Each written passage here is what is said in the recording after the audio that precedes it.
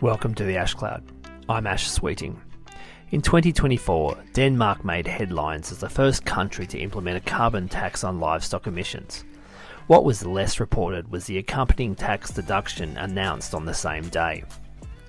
The Danish livestock sector has continued to lead news cycles as this policy is implemented, most recently around farmer claims of sick cows due to a feed additive linked to the program.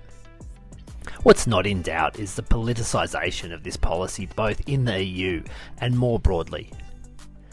Today I'm joined by Tobias from the Danish Agriculture and Food Council to discuss the Danish approach to reducing the climate impact of their farming sector and how that approach can be leveraged in the Global South, especially through farmer-owned cooperatives to address the climate, agriculture, landscape and food security nexus. Tobias, thank you very much for joining me today. With pleasure. You've just got back from Brazil, from Belém, from the COP. Do you want to start by telling us about your experience there? It was actually really nice. I was very skeptical going to Belém because of the logistical challenges. But coming back, and I came back a little bit early because I didn't dare banking on too many nights at exorbitant prices. In the end, the prices came down because fewer people came to Belém, and it was actually really nice to have a haircut, so to speak, on the number of participants at the COP. I think around 50,000 is a better number than the 80 or 90,000 that we were at before. And what, in terms of outcomes, how do you see things evolving, changing, moving forward, or roadblocks from your time there? A really nice thing that is a first timer at Belém is the agri zone. And that gives me hope because it was a space full of very nice and dedicated people. It's an Embrapa, so the Brazilian Agricultural Research Institution campus. That literally takes participants into the rainforest or secondary rainforest, which was a great experience. And it also puts a lot of practitioners at the COP, a lot of agriculture practitioners. I met people working with coffee, sustainable coffee production in the Amazons. These people who have practical solutions to how to lower emissions and sequester carbon were there. And that's really what gives me hope. But also, I met some incredible people, some AgTech people, who also give us a lot of hope, who came to us because, well, I'm with the Danish Agriculture and Food Council, and we're party to this tripartite agreement in Denmark. It also sets out an ambitious research agenda to bring down emissions. And so they came to me and said that they are bringing, from Australia to other parts of the world, working on products to come to the market that will lower methane emissions and other things, which really is exciting to see that all that is happening. So on that note, can you just outline for us what the Danish government has done in terms of addressing livestock emissions and where's that at? And I guess it's a fairly bold and move in terms of being one of the first countries to take such a big step. So there's a huge amount of leadership there, but that also comes with challenges. Yeah, so Denmark has a domestic reduction target that is very ambitious. It's a 70% reduction target by 2030.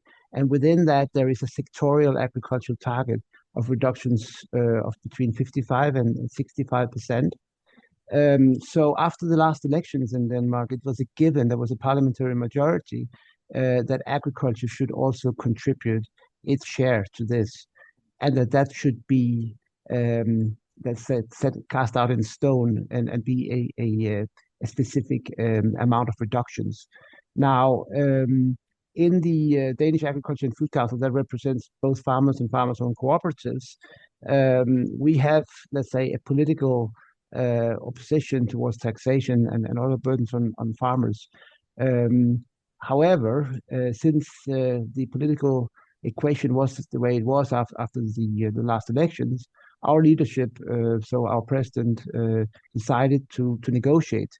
And we have this tradition in Denmark that when we seek to resolve the biggest issues in society, we try to do it in an inclusive manner so that the parties to the solution and to the challenges are at the same table. So in this case, the minister for the environment and taxation and agriculture, and so there were six ministries, I think, came together and took invited also to the table the representatives of the farmers and the nature organizations, also the labor unions and the industry, to find a solution. And that was a very long process. It was also a process where the thing to be resolved, which at the outset the discussions were all about climate change. In the end, the deal, which is then the tripartite agreement, covers both climate and biodiversity issues, a lot of water issues in a comprehensive approach that actually sets out an agenda for voluntary land reform that is also fully compensated, and that's critical. So that is, if you like, new additional climate finance to finance to finance the necessary land use changes in Denmark and very significant afforestation efforts, taking land out of production to sequester more carbon and to enhance biodiversity and to also protect the internal waters of our country.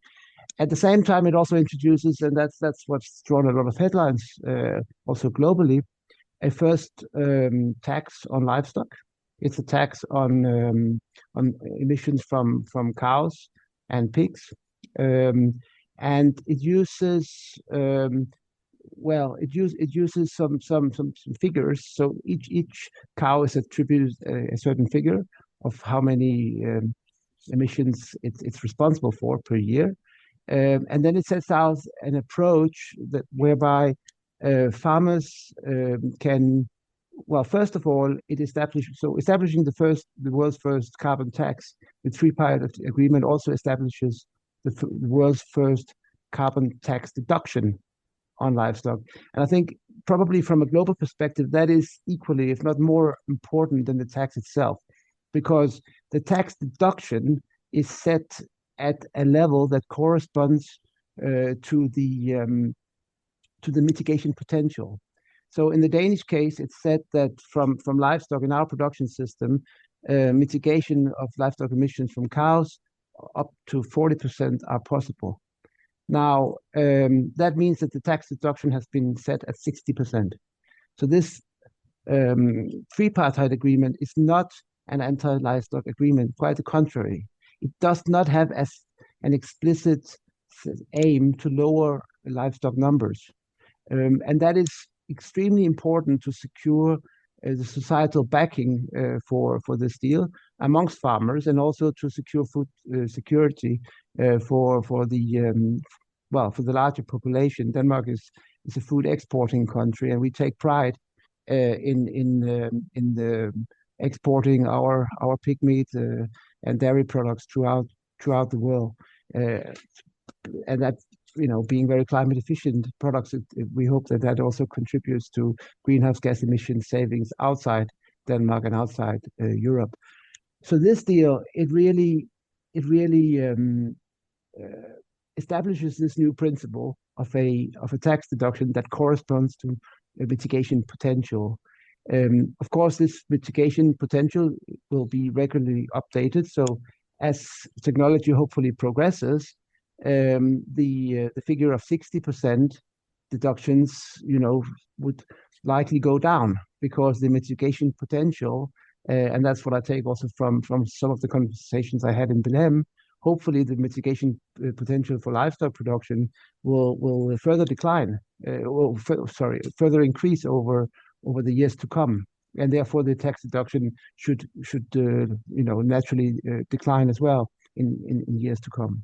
So now we have this hands-on agenda in Denmark for the government to actually establish an inventory of climate mitigating measures in livestock and other parts of our industry, agricultural industry, so that farmers can more easily implement this deal. And how's it progressing? I think there certainly has been some headlines recently about some um, potential negative impacts of some of the technologies that have been used to um, claim that tax deduction. Is there anything you can share about what's been going on there? And before we jump into that too deeply, I think the other side of things is this is a very comprehensive agreement. As you said, it looks at biodiversity, it looks at water, it looks at a whole range of things. And it must be frustrated when one single aspect of a big comprehensive program tends to grab all the limelight and eat up all the media oxygen when it kind of detracts from the much broader ambition. Well, of course, it being the first uh, tax on livestock emissions, it's natural that attracts a lot of attention. So we're fine with that. Of course, what we do is when we talk about the agreement outside Denmark, uh, especially when we talk to farmers in our World Farmers Organization, who come to us and say, "How could you do this?"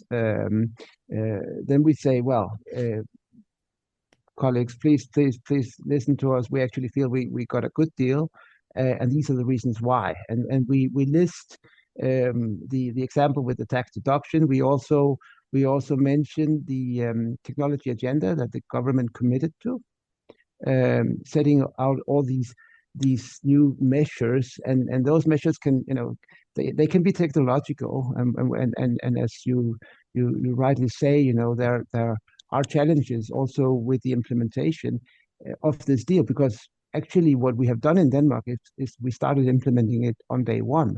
So on the 1st of January, the government introduced a subsidy scheme for feed additives for cows, and also an obligation on Danish agriculture for I think it's around 90 or 95% of conventional producers to actually sign up to this voluntarily. And if not, well, then there will be a regulatory follow-up. So this is how we work with a carrot and a stick. So the carrot being the subsidy scheme for this, uh, for this program, and the stick being that if farmers then do not sign up to it, well, then there will be a legislative regulatory follow-up.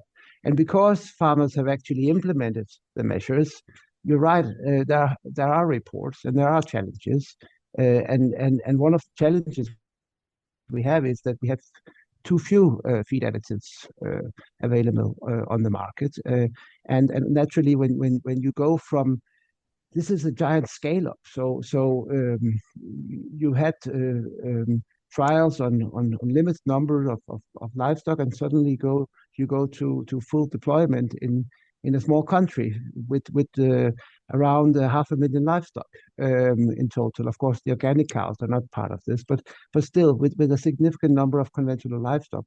And yes, we've seen challenges, and we're looking into these challenges, how to mitigate them, if they are all correlated with the use of this feed additive or not. I mean, these are ongoing investigations. And as I said before, and this is what we're saying, we would really welcome, more feed additives to be brought to the market so as to have a bigger spectrum of measures to apply, tools to apply.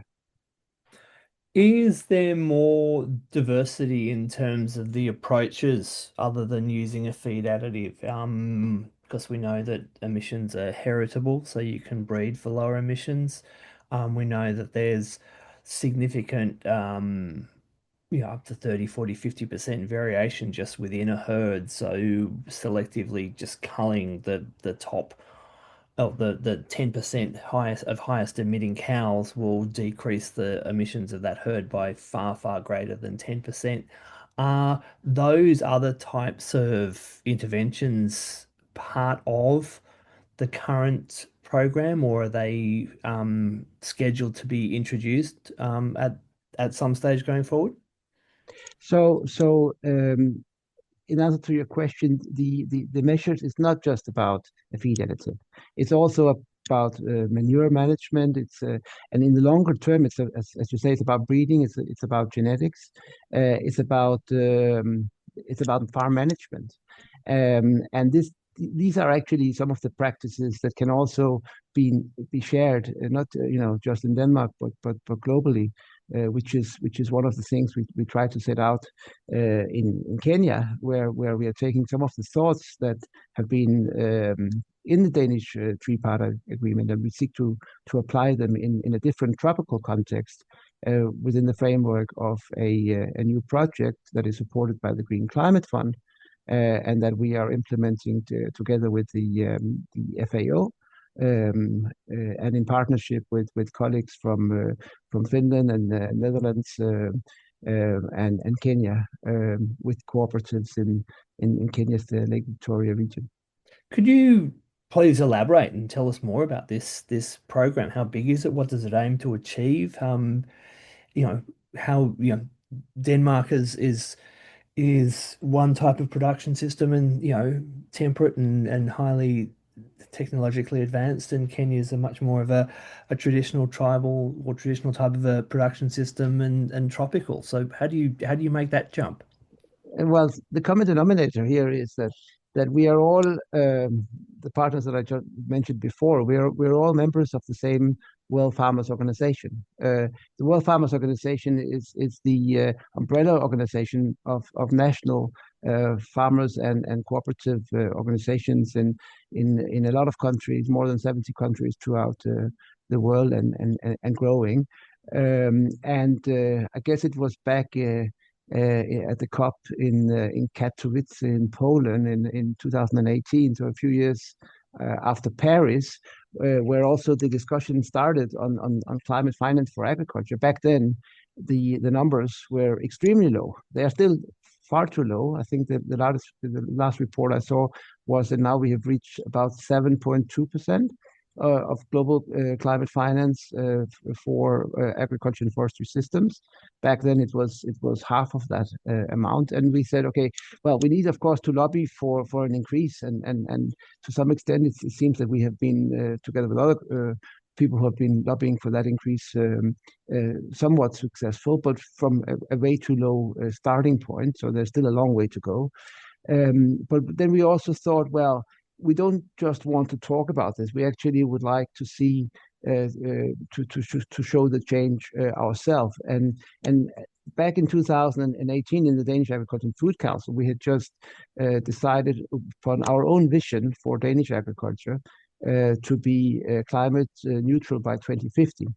And the work we set out to do with our colleagues from MTK in Finland and LTO in the Netherlands was the global dimension to that vision. So our starting point was that it is good that we decarbonize in intensive livestock systems in Europe, in Northern Europe. But it would be even better if we could share the insights from that effort with colleagues in other countries. And then we realized that one of the reasons why we are able to be frontrunners in the Netherlands and in Denmark and Finland is because of our farmers-owned cooperatives. Um, that is, I mean, farmers-owned cooperatives have been there for more than 100 years. And in the olden days, it was all about capturing the added value in the value chain, so that the farmers would not be exploited. Now, this value chain approach that cooperatives take is actually quite critical when it comes to climate action, because it allows for a broader view on emissions throughout the value chain, and it also means that the cooperative, the company, because it's owned by its farmers, its members, it has a certain power over its members in order, so it can request changes. At the same time, it enjoys more legitimacy than perhaps a private company that could annoy its suppliers by making more demands, because it actually gives back the value added of these requests to the farmers at the end of the year through dividends.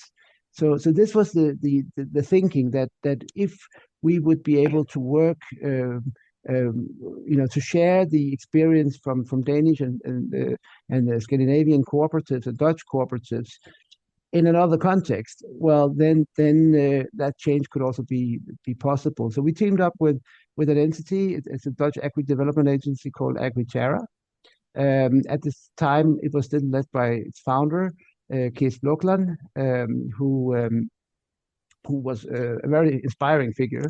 Back in the day, he had founded Via Campesina, and then he had turned to the more intensive side of Dutch livestock production and cooperative development.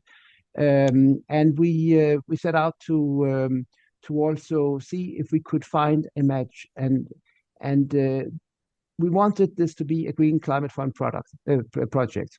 Now, why is that? Well, that's because the Green Climate Fund is the implementing instrument under the Paris Agreement. It was originally conceived in Copenhagen at COP15, I believe it was. It was subsequently agreed upon in Cancun, which also means that the Danish government takes a big interest in the Green Climate Fund and has historically been supporting the Green Climate Fund.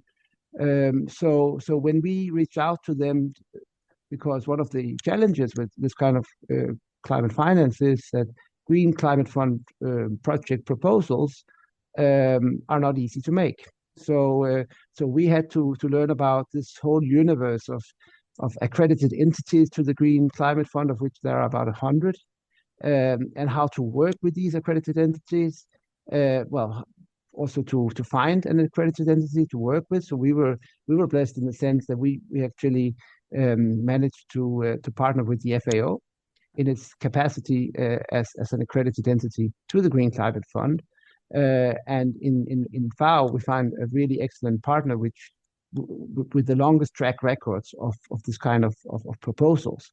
But still, we needed to fund this proposal together with AgriTerra, as it happened. So AgriTerra put their own money. So Mr. Blokland managed to secure, I think it was 200,000 euros in capital from the board of AgriTerra, and in the Danish Agriculture and Food Council, we went to the Ministry of Foreign Affairs in Denmark, and we were very happy to and thankful of getting a grant from them, so that together we were able to finance this project proposal development that cost more than 400,000 US dollars, and of course also took a lot of time, because subsequently we would then have to scan a lot of NDCs, so all the national determined contributions, see which countries put an emphasis on agriculture development, which countries, a subset of those countries also care about cooperative developments, and where in the end, where would there potentially be a fitting, a mix, a match, and that ended up being the case in Kenya. So I think it was just after the pandemic started that we set out to we selected Kenya, and we set out to actually to work on this project proposal, which took a few years to conclude before finally in February of this year, 2025, we then got the board approval from the GCF for a $50 million project. And that is $50 million. That is about 30 million from the Green Climate Fund, about 14 million from the government of the Republic of Kenya, and 6 million from the government of our Kingdom of Denmark. And what does the program look like? How many farmers? How many cows?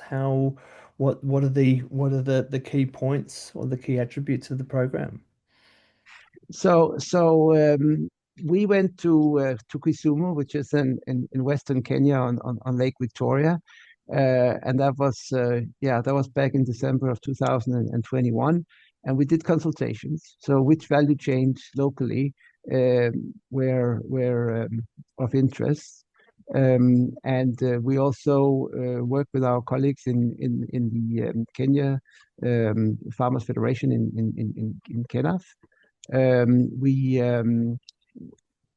we established that there were 6 value chains that ended up being dairy, coffee, tea, and poultry, African leafy vegetables, and fruit trees that were of both local and let's say global interest, because we had to find a mix where our expertise, the project, a key component in what has become the Tunza GCF project. And Tunza is Swahili. It means to do better, to take care of, and that's what we brought to the COP.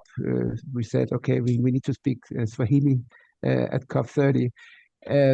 But a key concept in a component of Tunza is this notion of international partnerships. So you will have a group of what we call agri-poolers, and agri-poolers are agricultural advisors, farmers, and colleagues in cooperatives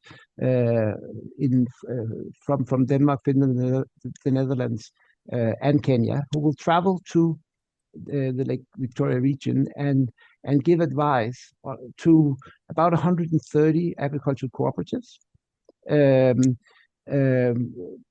each representing about 500 or more farmers owners.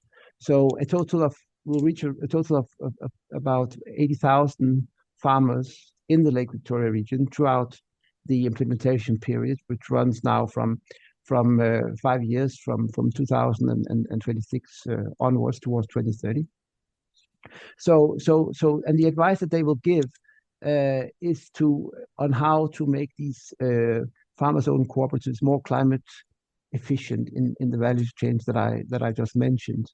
Now that can be advice on measures at the, let's say, at the dairy, at the creamery itself, but it can also be advice on measures in the field amongst the members and the owners of the cooperative.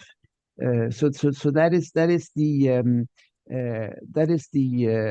challenge and the opportunity to explore.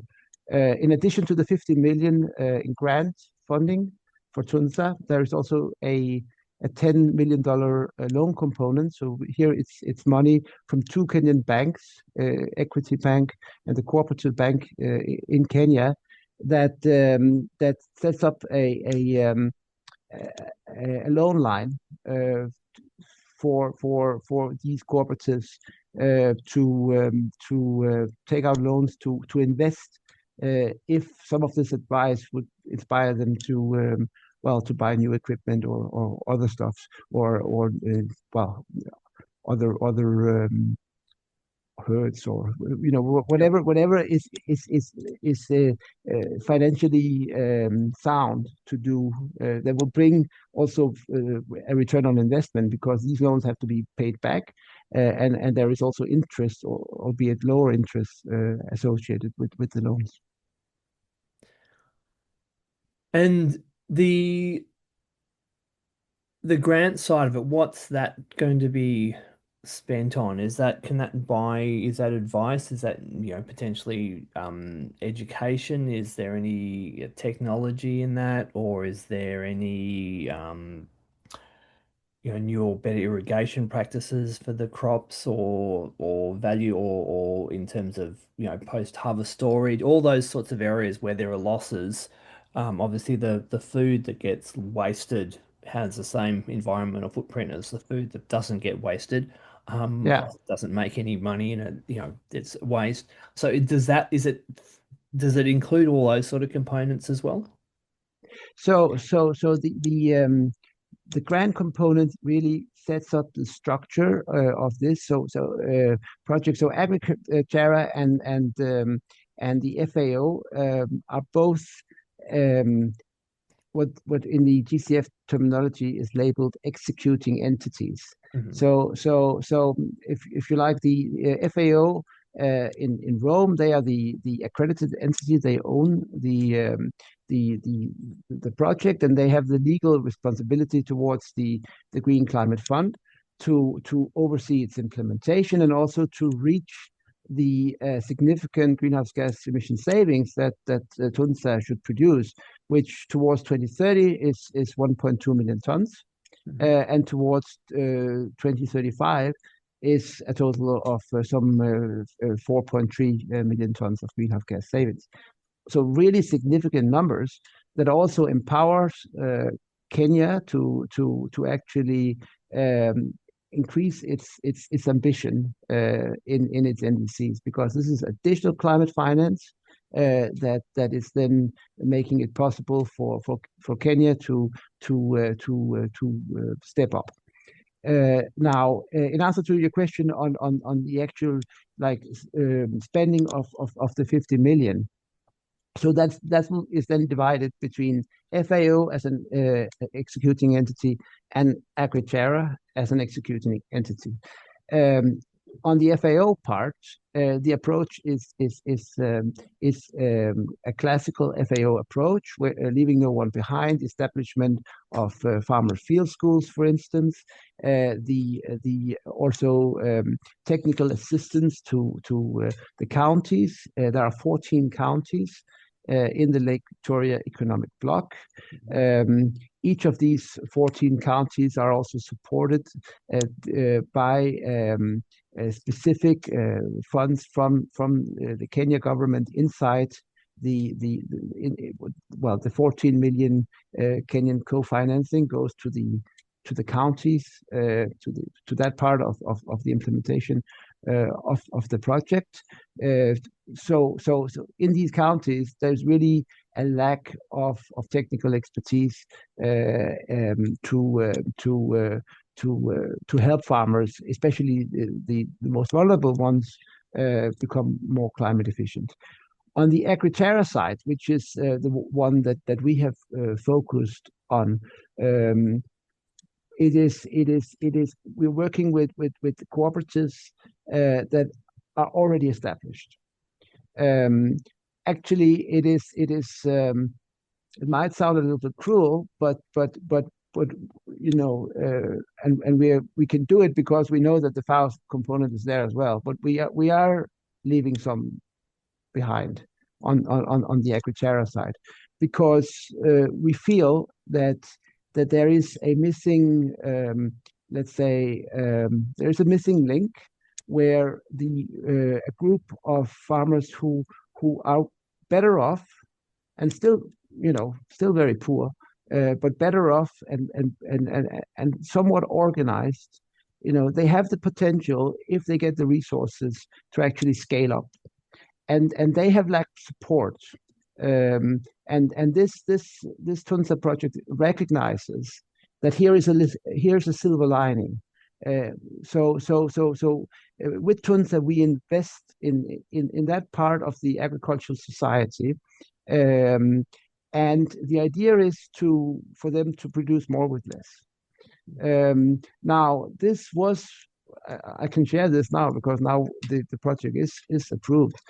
It was controversial somewhat in the process, because for instance, the inclusion of the dairy value chain, it was never said to us officially that there was a problem, but I mean, our consultants came back to us and said, well, they had informally been told that perhaps it would be faster if that value chain was left out. And a few years ago, there were some efforts to defund livestock and to defund also the dairy value chain, and we stood up to that. We did that in official consultations on the ESG guidelines with the GCF through the World Farmers Organization. We stood up to that also in the Standing Committee on Finance, and we stood up to that in this project proposal process because we felt that it was the wrong way to go. It was assumed at the beginning of this process that all investments in livestock would automatically cause increased greenhouse gas emissions. Fortunately, the FAO came out with some new modeling in the middle of our project proposal process, which recognizes that changes of management practices can lead to slight reductions. So we jumped on that. We probably feel that the figures that we included in this project are very modest, but we accepted them just to get this value chain on board. What I feel is that it's extremely important, also since, and this is what we're happy to see in this new report from the Standing Committee on Finance Forum on Agriculture, that there is a lot of potential in mitigation in the livestock sector, and so that potential can be further explored, and it is included in the Tunstead project. On the different approaches between the FAO and the not leaving anyone behind and the let's find the find the best farmers and work with them. A number of years ago, I saw some survey data on the Australian livestock industry, and in that, roughly 5 groups, roughly 20%, and there were 20% of livestock, cattle, and sheep farmers who were actively trying to grow their business. 20-odd% were trying to improve their efficiency without actually having more acreage or more hectares. 20% were waiting to hand on the operation to the next generation. 20% were waiting to retire, and 20% were hobby farmers who were doing it as a part-time side of things. So in terms of where you're going to get the most impact for your money, if you've got the don't leave anyone behind approach, but you've got 60% of the operations are actually not trying to do anything differently. You've got a very steep hills to climb in trying to drive change in that approach, and the fact that you've got a foot in both camps, I think, balances those challenges quite well. Yes, I think these numbers are quite universal. That we have all these groups. I mean, and if we want to undertake climate action, of course, all those groups can contribute. But where we see a particularly big potential is for the ones who want to stay in the business and who want to develop the business, and that is a subset of the global farming community. So I mean, it's a sensitive topic, but we are also faced with a big climate crisis, and sometimes it's good also to be honest about things. And it's true that a lot of very small farmers in a lot of developing countries have jobs in the cities. So and they don't have the time to do a lot of the things. So in that sense, we also feel that working with cooperatives is also a way to include some of these people, because if a cooperative is strong enough, you can have a larger scale cooperative which is which is actually including smallholders. So that is a very workable structure. And you can have they can actually outsource a lot of the management to people who are working with the cooperatives or in collaboration with your cooperatives. So yeah, it's about finding these practical solutions and to accept, not just accept the change, but also to get to the point where change becomes exciting. I have a son who's 4 years old, and he's doing a lot of puzzles. So I thought some time back that I could teach him something about making puzzles by telling him to do the frame first. It's a little bit like when we're looking at all the graphs with all the planetary boundaries. You try to then make the frame and then to fill in the picture afterwards. And he just didn't want to do that, and rather what he does is that I want to put the puzzles together that I like the most. And you know what? He's faster than I am. He's much faster than I am, and I think it shows that if we take a playful approach to some of these hard challenges, we can actually, as a human race, we can do a lot more than we think. We just need to be ambitious. So it's good to have um, ambitious targets, but we should not be too prescriptive always about exactly how we want farmers in all kinds and cooperatives in all kinds of different settings to set out to be more climate efficient. I love that example of your 4-year-old and the puzzle side of things. And I tried the same lessons on my daughter with the same levels of success. So that and the cultural side of things and what works in one context and what works in like the Danish approach we were talking about before would work in a country like Denmark, but there's many countries around the world where something with that much regulation wouldn't work, or that trying to create that level of community buy-in and having everyone at the table would also be challenges just because of the nature of all our different societies and cultures. Exactly. And actually, part of what also works in the Danish context is exactly that even if we are a highly regulated society, we take the carrot approach first, right? So our members who have to implement the tripartite agreements, they do get to sit down and actually, juggle the land puzzles first themselves and see if they can come up with a solution. And what I hear, I mean, they haven't come. We have broken the country down into a number of local tripartite zones, so to see exactly which kind of which lands have to be taken out. But in quite a number of these subzones within Denmark, they have been able to reach local agreements already. So this discretion at the very local level, it really contributes to ownership, and it makes the whole thing yeah, more human than if you would just come with a map and say, okay, we have designated these areas to be, for the uh, well, for forestry and no longer for your cows. People have ownership in it, so they have much more. They feel bought into the system. Yeah, exactly. So back to Tunza, is there or are there plans to implement a similar project in other countries through a similar sort of a mechanism, obviously adapted to whatever that society and culture happens to be? So the cooperative partnership for climate smart food and forestry, which I've been counsel to for the past 5 years or so, has ambitions to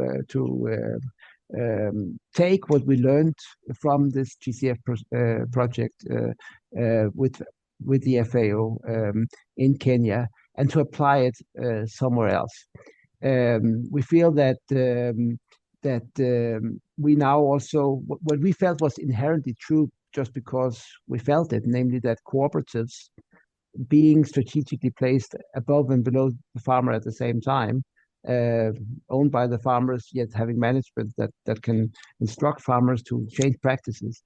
Um, I mean, this feeling that they are strategic was something that we had to prove in this process.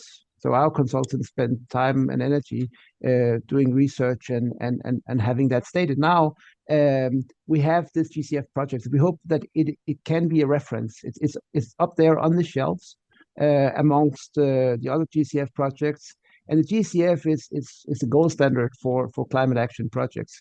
And it was important for us that amongst the projects on the GCF shelves, there was also a project that focuses on sustainable incentivization and this kind of land use change approach that we take.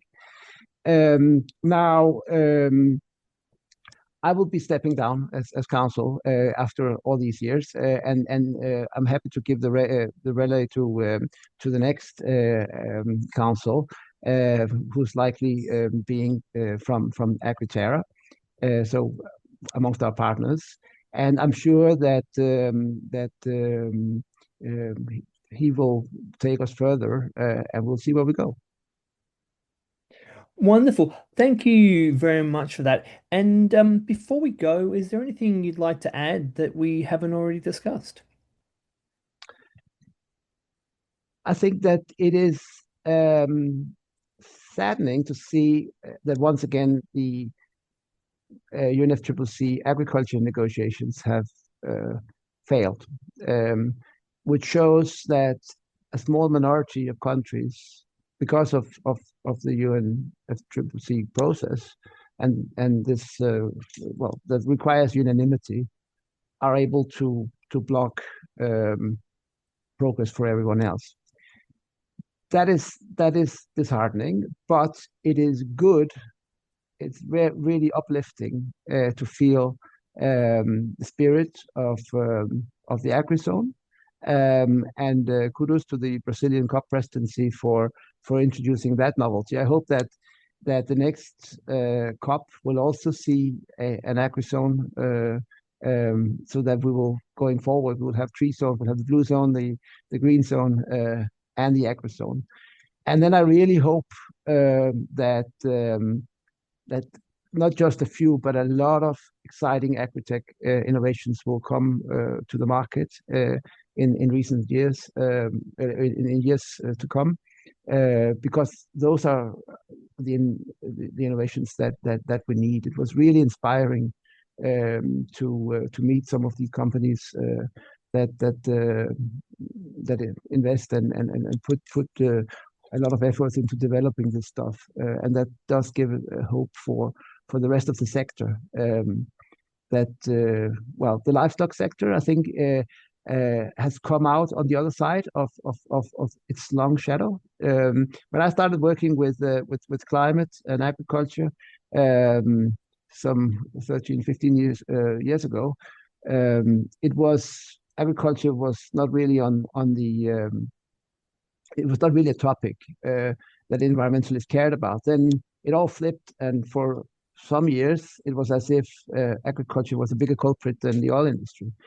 And of course, I mean, now there's a rebalancing taking place, and agriculture is there, and land use change is significant. So that's actually why we need to pursue this agenda of sustainable intensification, is exactly to make space for land use reforms, land use change that frees up space for nature and biodiversity and sequestration.